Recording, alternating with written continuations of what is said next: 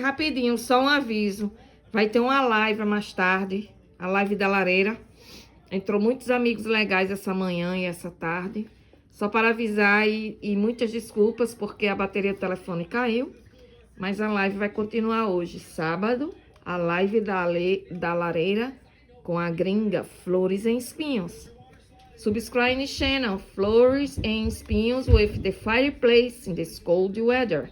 Se inscreva no canal Flores em Espinhos e venha participar da live. Gratidão, Deus abençoe a todos. Vamos brindar a vida.